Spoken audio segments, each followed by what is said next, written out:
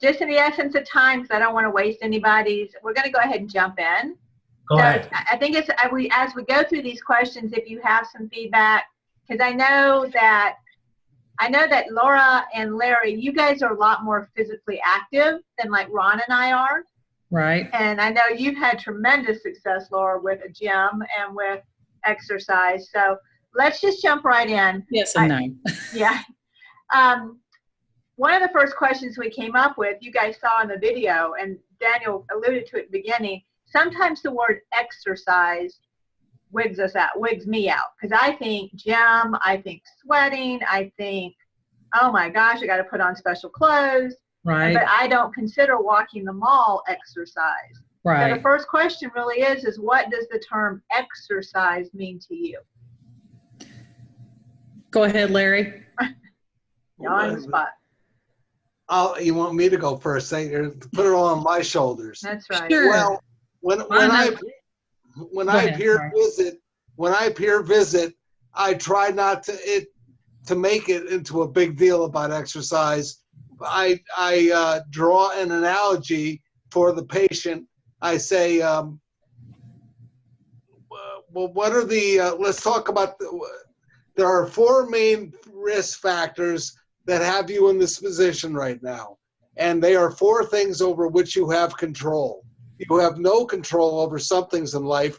Therefore, you should not worry about them. Worrying about things you have no control over is very counterproductive to the stroke survivor because it invites depression. However, the things you do have control over, I guarantee if you work on all 4 of these, you will get better. You'll get more quickly than you otherwise would. So of course that's the question in all their minds. Their first question is, when do I get out of here? I want to get out of here. And when do I get back to normal? That's what they all want to know. Mm-hmm. So I say, okay, you asked for it. Here are the 4 risk factors. These are the 4 things which you have control over, which you can affect the speed and the quality of your recovery.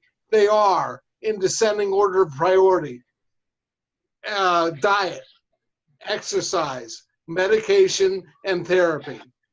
So I talk about all 4. So that's how I frame it, and they're willing to talk about it, and because they're motivated to get better. Every single person you visit in the hospital that has had a stroke, and Laura, I'm sure you can all testify to this. Every single person in the hospital that has had a stroke, all that's on their mind is, when do I get out of here? How do I get out of this mess?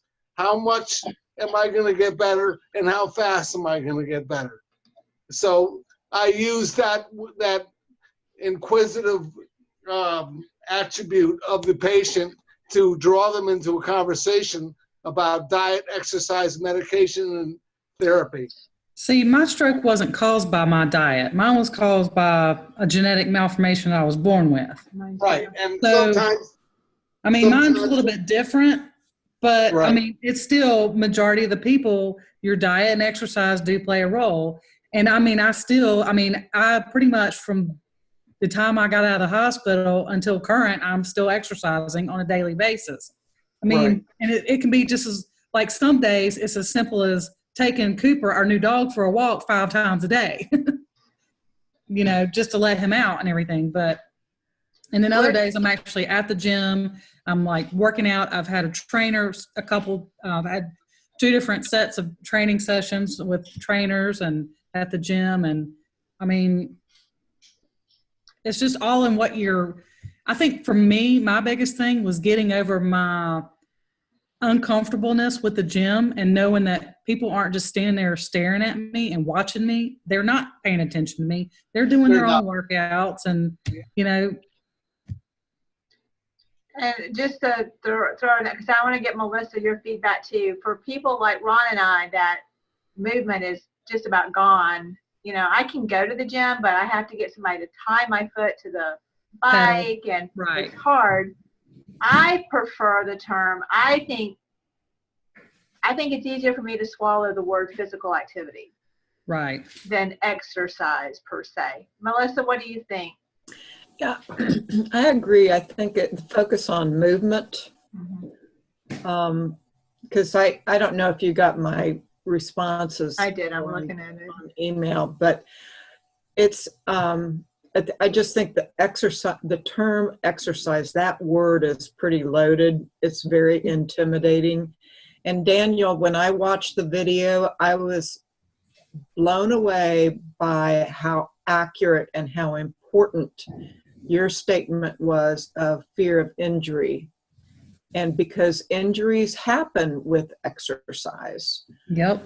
So it's getting used to figuring out a way to start a success and build on the success to bring you to a greater confidence level, recognizing that some survivors are going to have a problem with maybe being overly confident and thinking they can do too much. But we don't know anybody like that. Yeah. Yeah. So I think movement, purposeful movement, something like fun, something that you can think of that's not necessarily work. Because I remember those early days, and it was so much fatigue, and I don't think any more exercise would have alleviated the fatigue. It was just the brain still healing. Yep. So I'm going to interject a little bit. So it looks like, Kelly, to see if and Melissa, see if I capture everything, and Laura and Larry. It looks like today, this is the first question we need to raise. When we watch those, DVDs and trainings and online courses, what have you, they are treating the stroke survivors almost like a unity. Yeah. Everybody do more, and there's no differentiation. And probably what they need to do is to say, okay, we will treat survivors with different degrees of injury with a differentiated strategy. Right. So for example, more like Laura and Larry, and maybe more like me at this point, what we need to do is to very much talk about things you can do, but it needs to tie very, very clearly on two objectives: how far I can go and how soon I can get out. Right. You need to be equivocal. If you are going to be ambivalent on that, you get me lost very quickly. You don't feel sure, it's uncertain, then why am I wasting my time with you? So this is the one thing. Many of the trainers today hedge that bet. Oh, every stroke is different. It may not get you this, it may not give you that. The moment you start to emphasize that, you lose audience. The second is to people who are not yet at that level. You need to make a judgment and say, guys, get to that point is possible. But to you, the strategy will be different. It's the whole point of the peer visit, indeed. Yep. Exactly. It's like, but, I tell you what, I would pay $1 million for an exercise DVD that says it's for special needs, that would show how to do these exercises one-sided. Yep. Yeah. I mean, I have wheelchair exercises, blah, blah, blah, but none of them show how to do it one-sided. Right. I mean, I'd kill for that kind of exercise. That I would do. I'd get excited over it. So like, I can do this because they're doing it. Exactly. You know? When I was peer visiting an 80-some-odd-year-old woman in the hospital, she said, how am I supposed to exercise? I said, exercise, ma'am, doesn't mean you have to go to the gym and be an Olympic weightlifter. You can exercise right in this bed right now. Lift your arm over your head. Which is your bad arm? She said, my right arm. I said, lift it over your head. Can you lift it over your head? She said, yeah, I sure can. She did it once. I said, do it 9 more times. And we counted it off. There you go. And I said, take your pulse. And she took her pulse and it was on the monitor. It was up about 10%. But nobody presents that as exercise. That's brilliant. You're exercising, That's and exercise. your heart is pumping more oxygen into your brain per any given measure of time, and that oxygen is the nutrient your brain needs to survive. Mm-hmm. And stroke survivors totally get that. We talk about the physicality of what happened to them. I ask them, do you understand what a stroke is? Do you understand what has happened to you? And we talk about how what does the brain need so badly? What caused you to have a stroke was a lack of oxygen to your brain. And then I ask them, how do you think your brain gets oxygen? Can you tell me? And then a lot of them are not sure. So the answer, of course, is the bloodstream brings oxygen to the brain. So the efficiency of your cardiovascular system is very important. How do we improve that efficiency? Through exercise. We push that efficiency. We develop that efficiency. And it's not easy. I'm not going to give you easy answers today. Right now you're in the hospital resting. And right now you're recovering. They're stabilizing you. The work begins when you go to therapy. That is where these professionals target you with specific exercises and activities to improve your physical or your cognitive skills. So that's where you're going to do the work to get better. So the answer is it's in your domain, it's under your control. The bad news is it's in your domain, it's under your control. You get into what you get out of it, what you put into it. Yep. And it took me a really long time to accept that therapy was exercise. That I could say, I've been to therapy 3 times this week, instead of sitting in a chair going, I haven't exercised in months. Well, I've been in therapy 3 times this week. Yeah, I have. Yeah. And because I don't think it's presented, things like doing my arm stretches in the morning, I don't consider that exercise, but now I do. It makes sense. Yep. And let me add one thing, and also try stitch Larry's point together with Marissa's. Mm-hmm. I think here is really one thing all the researchers and the professionals they need to do. Establish a ramp up point. So different people will ramp up at different points. Because today, if you treat all the exercises, treat the entire stroke survivor or brain injury survivor community as one unity. You provide stroke classes or stroke trainings as if they're all the same. You know what? Many people feel, I cannot do that, so I'm not interested. Many people will feel, that's more, no, I can do way more than that, so I'm not motivated.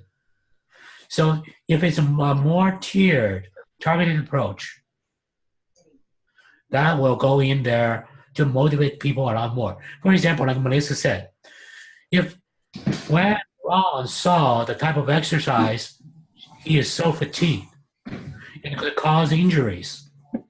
At his stage, I think a natural reaction is, I need something different. I'm not going to do this. But if, for example, Ron could see, okay, one day I will be able to do this, but now I can start with these. The entire effectiveness and motivation will be at a different level. And that's a really good segue right to my next question, and that is, what is the motivation? I know that when we talked to Dr. English, she was surprised to learn that for most of us, the threat of a second stroke is not a motivator. Because like Laura, mine was genetic. My chances of my having a second stroke are nil. And so to say, you need to exercise so you don't have a second stroke makes me go, whatever. Yeah. So what is your carrot? Why do you go to the gym every day, Laura? You're not going to have a second stroke. So what motivates you? What is your carrot? For me, it's a personal kind of, I guess, not selfish, but pride kind of thing, that after I had my thyroid cancer and I, packed on the pounds, I was like, oh my gosh. And then with my limited mobility too, I was like, I have got to get this weight off and I don't know how. And so I ended up joining the gym right up the road from my house, and they were great. I think that's the whole key, is find a gym you feel comfortable in. But anyway, they were great. And I don't know, and then I started losing weight and I was like, this is awesome. But it took me 6 months to lose 10 pounds, which normally it would take other people 2 months. But I mean, I just kept going But at that it. success is what kept you going. Exactly. Right. It's little baby steps. And then, Right. And Brian, my husband, was like, I can see your stability and your mobility is a lot better. When we're out on the boat, you're easier. You don't seem to be having as much trouble with your balance and all that on the boat. And I was like, awesome. I mean, it's just the small things that, I honestly think I don't know. I don't know how to That explain makes it. sense. No. Melissa, what about you? What do you think would be a carrot for Ron? I think sometimes I just remind him that doing these things today prep for the next trip, or prep for being able to get around the store, or be able to do some fun things. Because if you don't have that, just like if somebody went skiing and they don't do some conditioning each day, they're not going to be able to have fun skiing. And that by not doing it each day,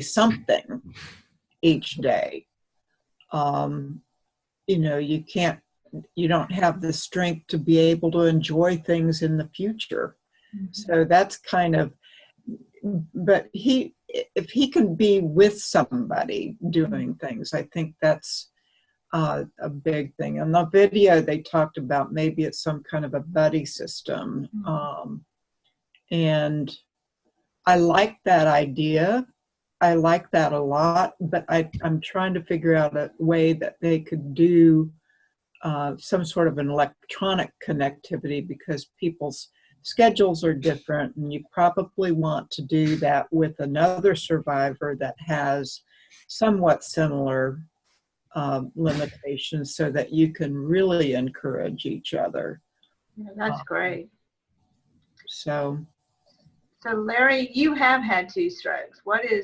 Is that a carrot for you? Is that those 4 things that you have control over to prevent another? Yes, indeed, it is. And again, when I work with survivors or with peer visits, I ask the people what happened in their case. That's the first thing I ask, and if they have any general questions. And if it's not a clot-related issue, or if it's some weird circumstance, or all strokes are unique, so you find out what's going on first. So if the diet, exercise, medication, therapy speech is not appropriate, I don't pull it out. I don't talk about it. Right. However, most strokes, I will say the majority, easily, are diet and exercise related. They are blockages. Mm-hmm. I think statistically the majority of strokes are blockages of something. So it becomes a very worthwhile discussion, because I can't stress this enough. They want to get out of there. They don't want to be in that position. That's the time where they're thinking about, am I going to have another stroke? That feeling goes away after a while, but not when you're first in there. And it's a very important question. The answer is nobody's really sure. That's why you're here. That's why you're in the hospital. So they are very open to that message. The scab has been open, and they're very willing to hear it. Mm-hmm. So that's my 2 cents. And that goes back to, I think, what we've been saying this whole time. There's got to be differentiation. There's got to be to stop lumping us all in one. Oh, stroke survivor. Right. That ramp up has got to happen. Yep. If this is your issue, then this is a path to take. If this is your issue, then this is a path to take. So, right. At least a little bit more individualized. A little bit, yeah. Yeah, and I try to focus on getting a little bit better tomorrow from where you were today, of looking forward and not back. Yes. The stroke survivor, it does you no good to try to get back to what you used to have, to the old job, to the old life, to the old relationships. What you got to focus on is living today as well as you can live it, to make tomorrow as bright of a beacon as it can possibly be. Don't try to get back to where you were. You can't go backwards in time. And don't try to run a marathon tomorrow, but maybe lift your arms 5 times when you're laying in bed. And the day before, you can only lift it 4 times, or maybe not as high. And the next day, maybe lift it 15 times. And it's got to be incremental. And as long as you're able to do more, your heart is pumping more blood. You're working for a longer period of time. Your brain is getting more oxygen, which is what it needs to survive and thrive. End of speech. Yeah, that's a good one. No, I like that. And Kelly, I particularly like Larry's points. And Larry, I'm going to throw something, and you let me run by you, and also to the rest of the folks. What do you think? Because the theory of motivation says motivation is the strongest when the goal is simple and clear. That's number one. Number two, it's achievable, which means, if you tell all the kids that, yeah, get to college is great, but you need to pass a Russian test next week, then everybody is going to quit working, right? So you need to make the goal attainable. And what Larry is trying to do sounds like, Larry, you are making a goal very simple, clear, pertinent to what people want. I want to get out. I want to get out soon, and I want to get better. And the other thing is, you are making the goal more attainable. Your goal is not to go back to do your own job next month. That may not be attainable. Your goal is to live better and better. And you don't know what will happen to you, what opportunity will open to you. Is that what you learned through the process? Are you speaking to me? Yeah, I'm asking you.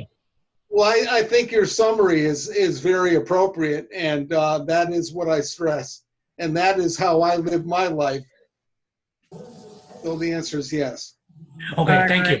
Yeah, I see that in Laura too. Yep. Here's one thing that I found in today, all the exercise documents and so on. Number one, the goal is vague.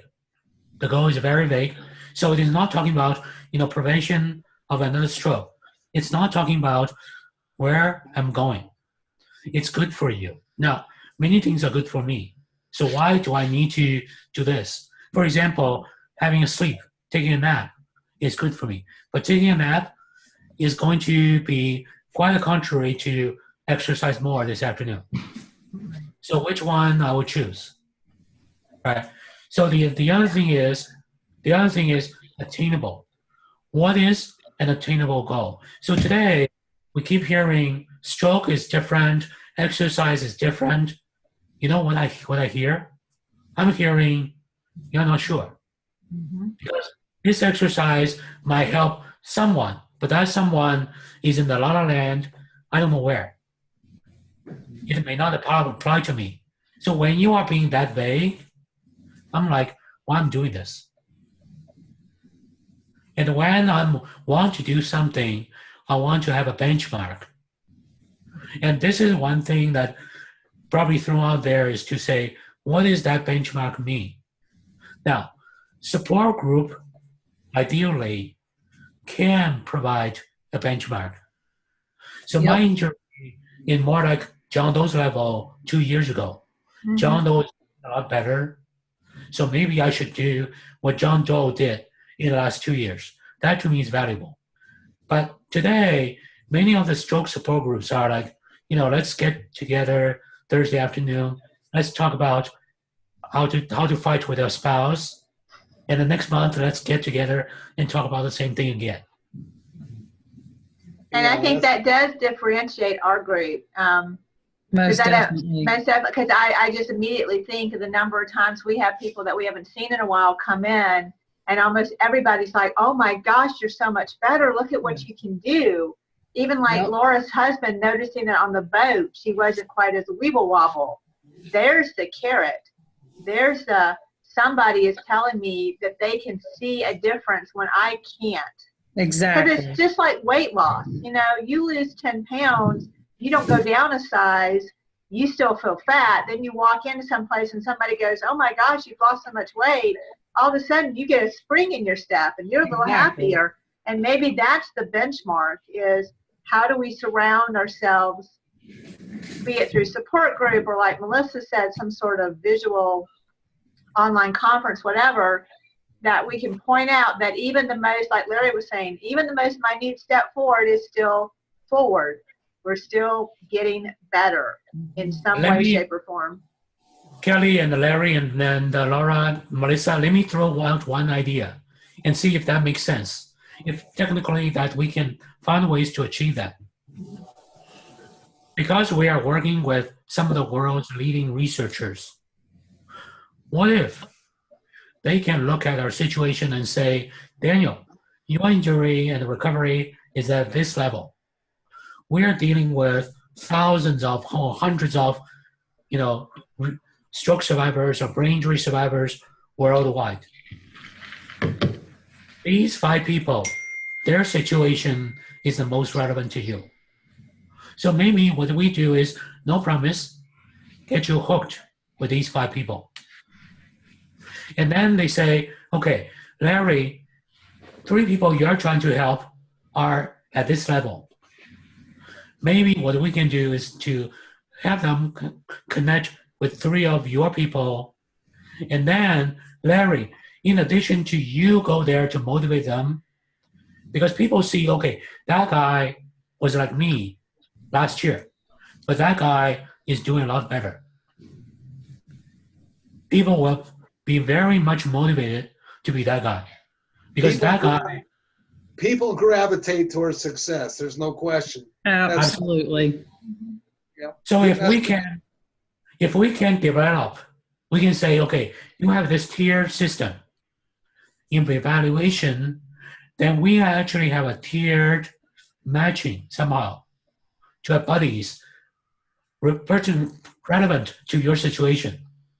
Because, for example, if you hook me up with Bill Gates, who is a multi-billionaire, that's not going to get me motivated. But if you say there's a small businessman who started a small business like you did, and 3 years later, that guy is achieving a lot of success, I'll be far more motivated to learn from that guy than someone I cannot achieve.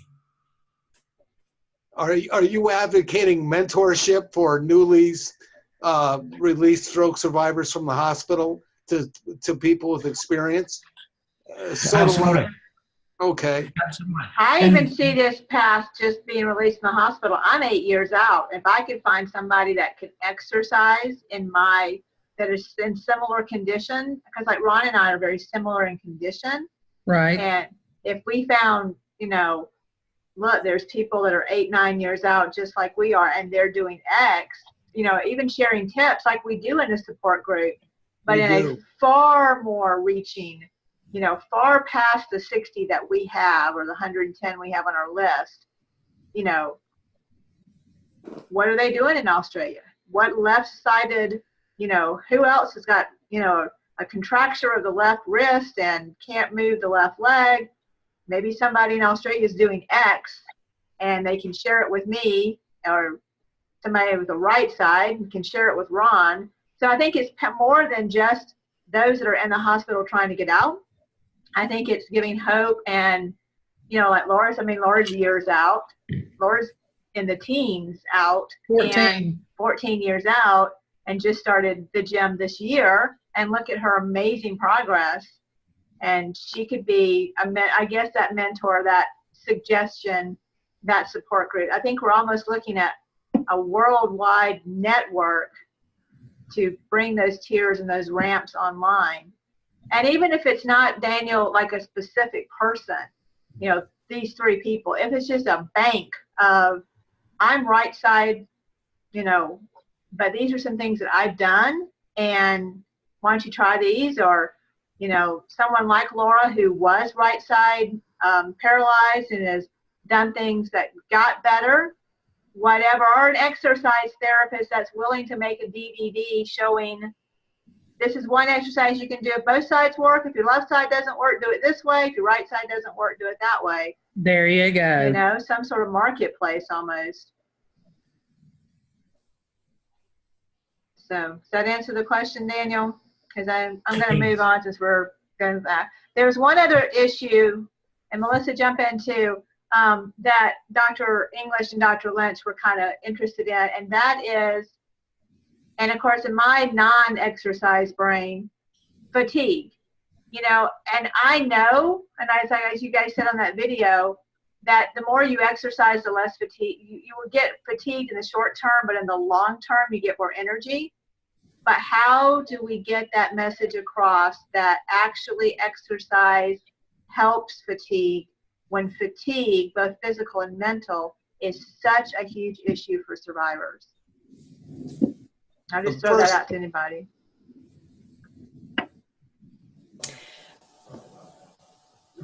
That's a tough one, because if you're just too, well, you said it earlier, sometimes you'll be so tired just trying to get ready to go exercise that you just don't have any energy to think you're doing anything. They're probably, for people who are socially motivated, and as to use Larry's term, that are success motivated, to be able to hook up with, there's a great idea for the kind of global networking, but to have maybe some specific people who are just like in our support group. Well, where were you last week? That are going to be able to contact them and say, how did you do today? Were you able to, stay awake or how long was your nap? Because they're going through the same thing, and be able to encourage each other to be shorter and shorter in their naps, or to walk back and forth from their bedroom to the kitchen 5 times rather than 2 or whatever. Right. But that could be very helpful. I just don't know how to really orchestrate something like that, other than like a... See, I didn't have a choice, because Griffin was 7 months old when all this happened to me. When I got out of the hospital, he was 11 months old. And so I didn't have a choice but to be motivated for him. I couldn't let him just run around, do whatever. I mean, I had to get up and go and do for him. I mean, I'm in a different position because I had an infant that I had to take care of, and I had to help take care of. So I think, honestly, I'm a little bit outside of this realm. I think in this area, but that's just what we're talking about. How many other new moms have had a stroke? Well, you know exactly. what I'm saying? How many other new moms even in the state of Georgia, could you be an example, or could you help? Right. Even 14 years later. And I think that's the thing. And I think that's, I think we're raising a lot more questions and we are answering in some ways. And yet I think this is what the researchers need to know, that this is not a cut and dry, what does exercise mean to you? How do you, what's the carrot? It's a very complex, very multifaceted issue. And I don't think there is a cut and dry answer. I think they need to realize just how complex this issue really is. But, stroke during childbirth is a very common thing. Yep. Kelly, you actually touched something already. Right. It's a very complex issue, but having more knowledge is very low on the list for the carrot. Providing more knowledge is not necessarily a carrot. A carrot is something very different. Yes, exactly. The central theme I hear throughout this discussion is one of motivation. We're talking about motivating people as mentors. We're talking about what motivates people to hear the message. We're talking about, this is really a motivation discussion, I think. In a lot of ways. I mean, it really is. And how do you motivate when there's that fear of injury? How do you motivate when there's that mental and physical fatigue? So, yeah, I mean, it is. Nobody appreciates a stroke survivor like another stroke survivor. Nobody. Exactly. I learned that from you guys, and I in the hospital, the minute I say I'm a peer visitor, I'm a brain injury peer visitor. Translation, folks, I am a 2-time stroke survivor. Come to talk to you about how to get out of this hospital bed and stay out of this hospital bed. Do you have a moment to spend with me? And the minute they hear you're a survivor and you're walking and talking relatively normally, they want to hear the message. That's right. And when the message becomes, this is how you can get out of this predicament and stay out of it, take it from a 2-time loser like me, you can avoid this trap. Most stroke survivors, statistically, it's an ugly statistic, most stroke survivors die from multiple strokes. Mm-hmm. So you've got to change your ways.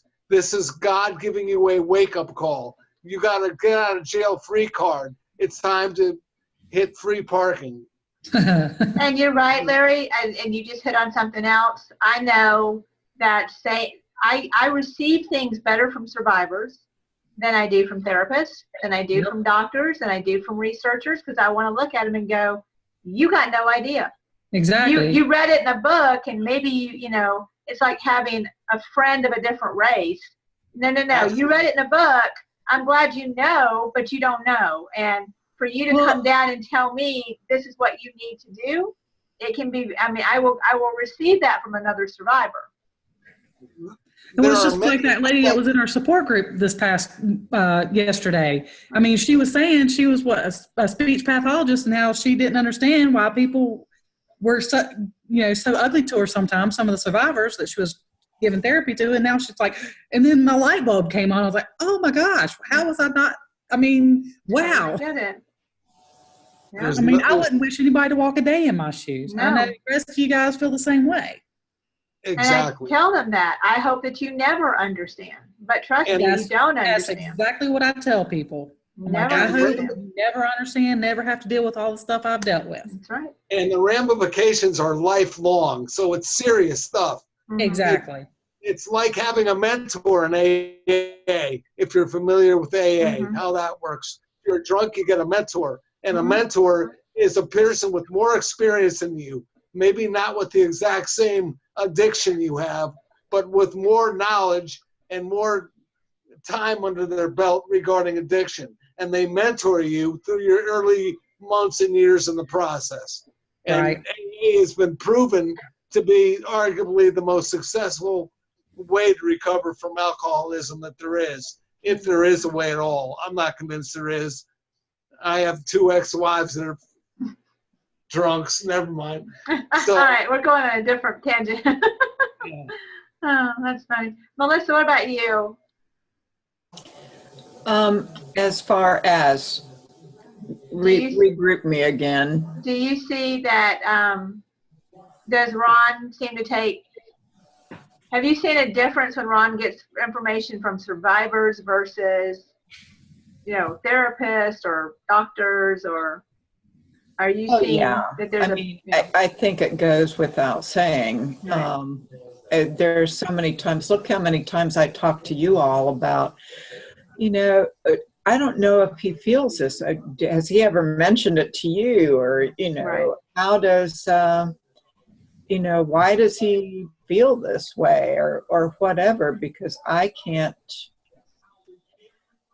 can walk along with him, but I can't be him. You can't relate to him. Exactly. So when you guys tell him something, then he'll, as long as, and I think it's similar results from the stroke, like for Kelly, when Kelly says, I can do this, that's a little bit more motivating than, because it's the hemiparesis versus somebody who's been getting a lot back. Right. They seem to be people who maybe just have the short-term memory loss, but they can physically, they have nothing observable. That's maybe not as effective, but again, going to somebody who does have some mobility issues, that's very effective. Mm-hmm. And he needs to know that what his successes are motivating to other people. Yeah. So he needs that feedback. Yeah, absolutely. And and there's that word again, motivation, mentoring from other survivors. I would. And Kelly, I'm going to interject. So it sounds like today this is actually what comes down to. So first of all, the motivation. This is a mental model I've built.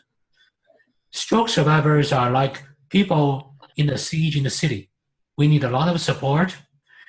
Today, in order to provide relief to people in the siege, what you need is, first, you need to have the substance, material, right? You need to have water, food, and everything. Then what you need is a road that's cleared and a truck to deliver the food inside. If the road is blockaded, then no matter how much you have, it's not going to help. So motivation truly is to clear the road and have the truck running inside. That's what I see. Now, why motivation to survivors it needs to work in a very specific way? It sounds like this. I'm going to make an analogy. So if I'm going to ask, I need to go from Los Angeles to Phoenix. If there are people who are in the same part of Los Angeles who say, Daniel, I can give you a ride, I will jump on. But if the answer is, oh, I drive to San Francisco to Phoenix every day, let's say, or fly there every day, let's say it's possible, I'm going to quickly ignore that. That's not relevant to me. So even if the guy is leading to where I want to be, just because the starting point is different, I'm going to lose interest. Then it's like whatever he delivers to me, I'm going to discount it. So really, this is what I'm thinking is, in order to understand the benefit and to realize the benefit of exercise to survivors, what we need to very quickly find out is what is the best way to motivate and who to motivate, who to be the messenger, or let's say the truck to deliver. And motivation and delivery is the key right now. It's the number one issue. Not you come up with more waters and more food. I think it's key to catch the survivor in the infancy of their affliction, because when they're in their infancy of the affliction, their defenses are down, their ego is down, they're more willing to accept help, they're more open to suggestions. The question is one of life and death. I almost died here. How can I get better? How can I stay better? That question is more important to the survivor at the time they are laying in their hospital bed. So they're very willing to hear the message. So if you instill that message at the time of the accident and you reinforce it consistently in the early days and weeks afterward, we're willing to take on the mantle of exercising rigorously, and therefore minimizing arguably the worst risk factor that they potentially have.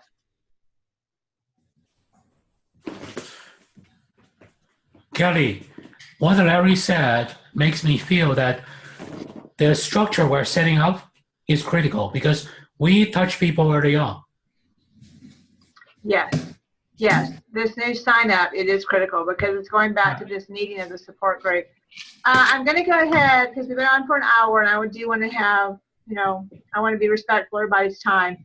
So just to wrap up, does anybody have a last minute thought, just something you might want to say to Dr. Lynch or Dr. English as we're talking about in exercise or being physically active?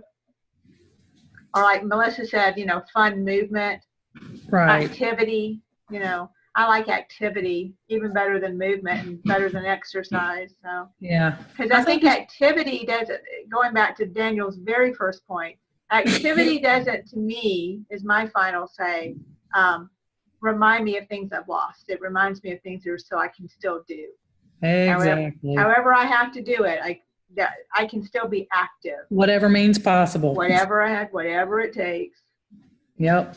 And, you know, I left the hospital in a wheelchair and I was on a cane for another 8 months. And then I wore the AFO for 6 years. And I mean, I just kept trying and kept doing. And, you know, I would walk, you know, my son, I would walk him through the neighborhood in his stroller. I would do stuff like that. And that to me felt good. And, you know, I mean, it was just little things like that, but I was getting exercise. I was, you know, working on my mobility and, you know, just. You found your carrot.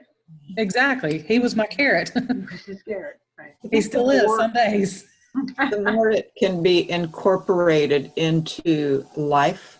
Yes. In return, you know, being involved in your life rather than going to a place and then feeling bad because you didn't go to a place or like a gym, or maybe you don't have the resources to belong to a pool. You know, that there are things that you can do as a part of your world, as a part of your life. Yep. Whatever it takes. Exactly. What about you, Larry? Survivors are very resourceful. Mm-hmm. They do whatever it takes. It's such a serious affliction. I'm sure you'd all agree in your own personal cases. It's such a serious affliction. You'll do anything to find a solution. You'll do anything to get out of that AFO. You'll do anything to be able to walk out of that wheelchair. And that is the motivation. We have to harness that inbred desire to get out of the jam that we're in. It's unmistakable. It's human nature, and we have to leverage that with the motivation. I believe that's the key to success. 100% agree. I think I would add a fifth thing to your list of 4, Larry, because there is one other thing that we have complete control over that makes all the difference, and that's attitude. Most definitely. You know, that's because I've seen, yes, that inbred desire to get better, I think, is in all of us. But I have seen stroke survivors that have sat around and said, until I can do everything I used to do, I'm not moving, and then make no gains whatsoever. Yep. Yeah. Exactly. Very well said. But I'm not a psychologist, and that's a slippery slope to get into with the patient. That's So true. Yeah. I avoid a lot of that stuff. I assume they're going to want to hear the message out of self-preservation, and I'm usually right. They do. Right. Well, you have a very good attitude, so I think that is, and I think that's what's successful about the support group is that generally almost all of us have very good attitudes. And if you come in with a bad attitude, you kind of get jumped on by all of us that have good attitudes. Exactly. So you're not allowed to have a bad attitude. Yep. No bad attitude. That's right. Beautiful. I like the fact that the group is very supportive of no matter where you are that day. Exactly. If you want to talk, here's the microphone. If you just want to listen, just sit there and listen. If none of this applies to you, then good for you. But it's impossible to leave. Even if you come in with a gray cloud, it's impossible to leave with it. Yep. Everybody comes back out feeling better. Yep. I feel 6 inches taller when I leave there. Yes, I do too. All right, And Dan. Then we'll have you wrap it up. Yeah, I have some question and I want to throw it out to people. And I'm going to, that part I will edit the piece about because I'm going to mention someplace. I've learned from Facebook groups or let's say some social media online groups.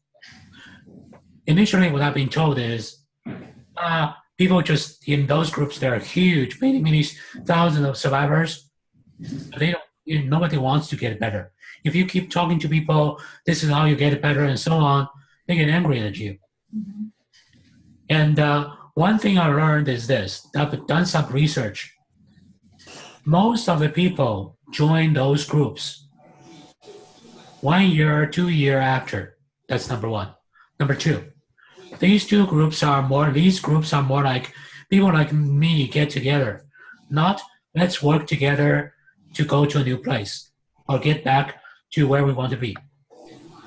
So the permeating atmosphere or culture is too bad this happened, but I'm going to kill my time with my smartphone, and you will do that, and Larry will do that.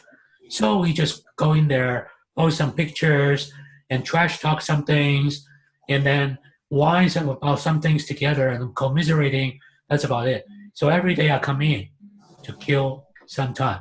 I don't want more stress. I don't trust I will get better. I don't think anybody can really help. I've been living in that hole for 2 years. This will be my life. Unfortunately, I'm angry, but this is what it is. Is this what you're seeing? That's number one. Number two, what can we do to avoid that? Be there for them. The speech you just made shows me that you're a survivor. And many people that come to our meeting every month pour out the same thing. I haven't been coming here. I've been away for 6 months, and it's the worst thing I ever did. I've been locked in my own bubble. I've been going nowhere. I've been spinning my wheels, and they just need somebody to talk to, in my humble opinion. I agree. Yeah, I see where Daniel's going, and you guys can correct me. I think Larry's right, Daniel. You can let him talk, but you can't let him dwell. Yep. And I think that's what we do, both on our support group and social medias. You can blow it out, but then we're going to say, okay, Time to reel it back in. Time to reel it back in. Here are some success stories. Here are some things that we've done. You know, Kelly, you're perfect at that. You're perfect at that. That there's a lot of times we get brand new people in. The first thing they say is, "I'm so tired. I'm so fatigued," and almost immediately every survivor goes, "Yeah, me too." But these are some of the tricks that I use, and I know Melissa sees that with caregivers, and these are the tricks we use.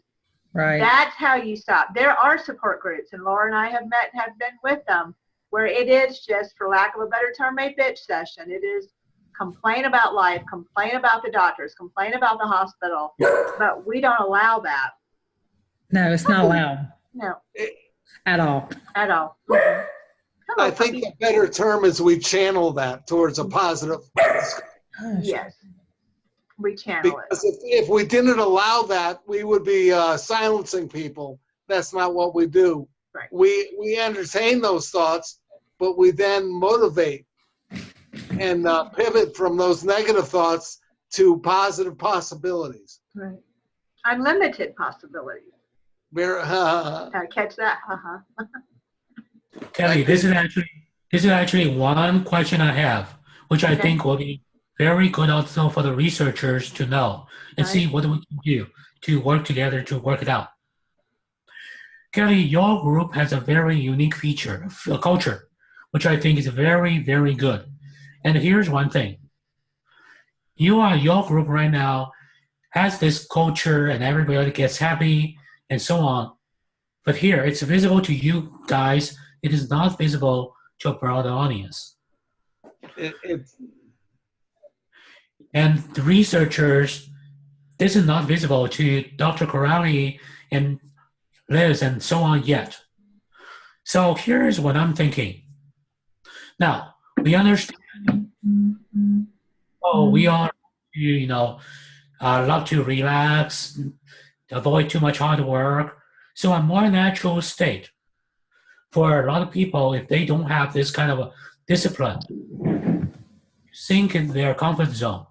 So I'm going to cry about things that I'm not comfortable with. I'm going to complain. I'm going to whine. I will leash out my anger. If there's no discipline, that's how naturally people will do. And that's actually what we are seeing on many of the places like Facebook. So what I'm thinking is, number one, what can we make to make this kind of thing more visible? Very positive, disciplined conversation, upbeat, more visible. That's number one. Number two, make it available to the researchers so they can look at, Kelly, what your group is doing. This is actually very effective. The data is now, we are getting more data and it's showing that. And we would like to give you some more support. Maybe introduce you to some next level ideas or resources to let you do more. That will be very interesting. But today, this is not happening anywhere on the internet. Because Kelly, what your group is doing, what we are hearing is so remarkable. Addison says that, people say that, but at the same time, if I'm a researcher from Australia, if I just peep into a social media or go to your Facebook site, I don't see that. It's not documented there. People are not posting things there. I don't see it. So what is the low cost and hassleless way to get these things captured, to make it visible, and get researchers involved? I think a lot of the dynamic you're discussing involves one-on-one or in-person interaction that is very hard to simulate in a social media environment.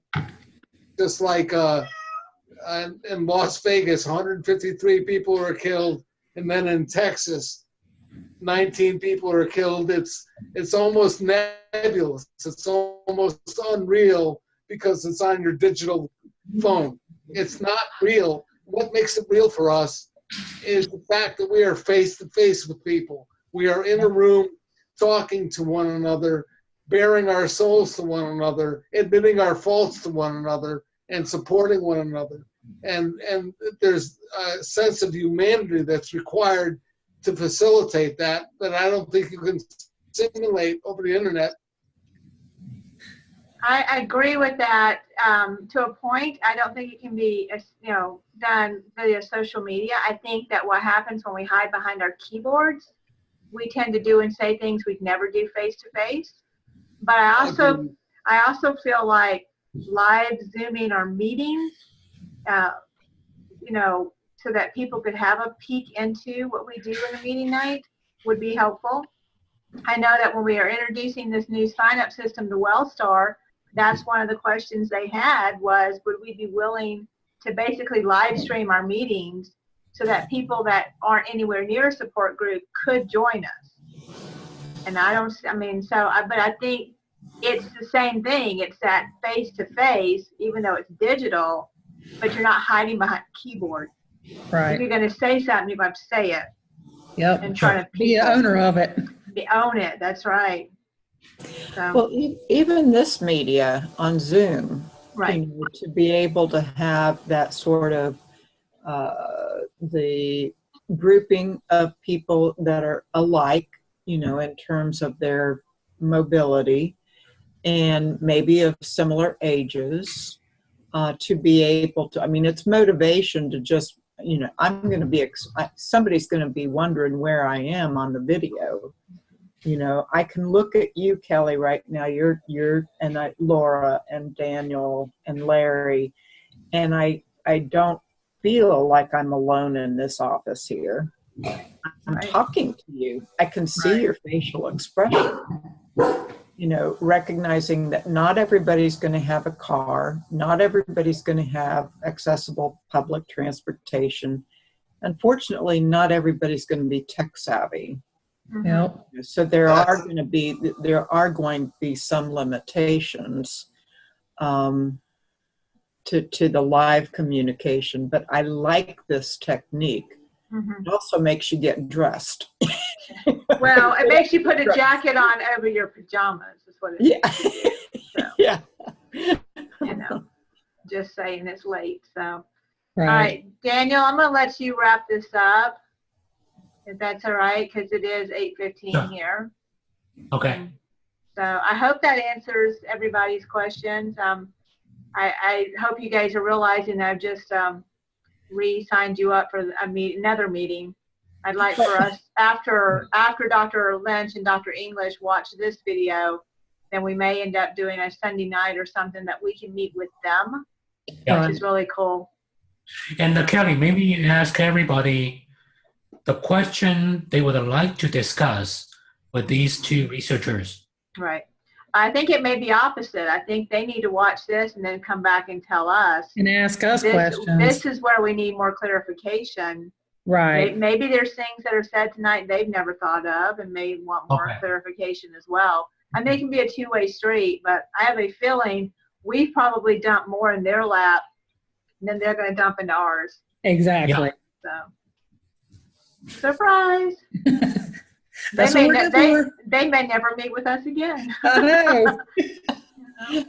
Who knows? But anyway, thank you guys. And Daniel, You're very thank you. welcome. This Glad is I Yeah, could your help. this is your baby, Daniel, and we're just so pleased to be part of it. Thank you. Kelly, you can put it in the folder, Mhm. then I'm going to edit it as soon as I can. I'll do that. Okay. All right, you guys have a good night. I hope to see you Yeah. guys at breakfast. Have a good one. I won't be there this Stay Friday. warm. Okay. Yeah, stay warm. All right. All right. Bye. Good Have a night, good week, guys. everybody. Night. Bye. Stop.